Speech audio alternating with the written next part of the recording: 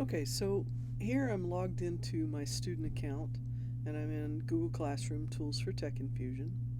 And if you scroll down in the stream, you can see that the teacher, Jan Parker, posted a new assignment. And I always like to send my students to the classwork tab.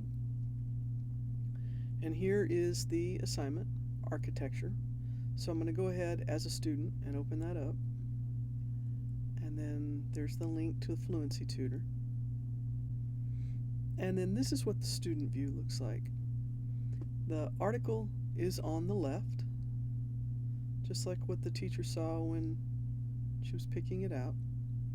And then on the right are all sorts of tools that the student can use.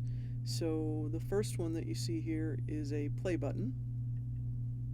Do you ever think about how buildings are constructed? So there's text to speech. The student can stop it or pause it, rewind it. They can also change the voice to several different accents. So students have some choice there on what it sounds like. And then as they're reading it, if there are words that they don't understand, for instance, constructed, they can highlight that word and then click the dictionary. And it will give them a definition. Now, of course, if they're an English language learner, a big wordy definition might not help very much, right? So they click back to reading.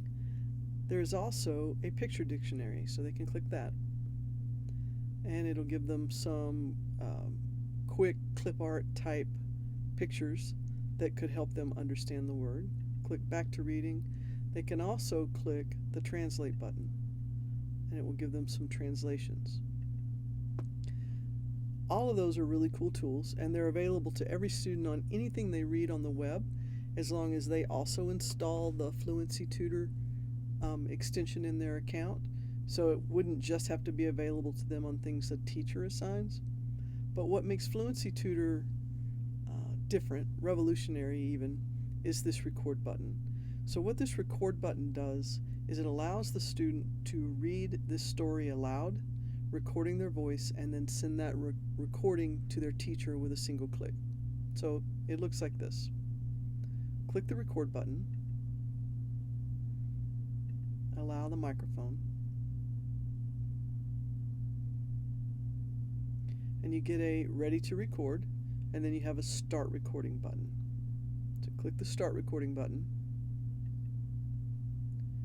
Do you ever think about how buildings are constructed? There are different types of buildings with many styles and designs. A lot of work goes into constructing a building. The art and science of planning a building is called architecture. An architect is a person who designs buildings. The style of a building has a lot to do with the ideas of the architect. So when I'm finished, I can click stop recording. And then I have two choices, actually three. I can play back the recording and listen to my voice. I can download the recording, although on Chromebooks this could be problematic. The download, as long as it's not too big of a file, will remain in their downloads for a day or so, but those will get deleted. So the final one is I'm finished, turn in your assignment. So let's say I want to listen to my recording. Do you ever think about how buildings are constructed? There are different types of buildings with many. I can click that button, and when I'm satisfied, if I want to re-record, I can start recording again. And when I'm satisfied, I click I'm finished. And I click that, it turns it into the teacher. And then I get to my student dashboard showing me that I just made this recording on architecture. So that's it from the student side of how they would use Fluency Tutor for reading fluency.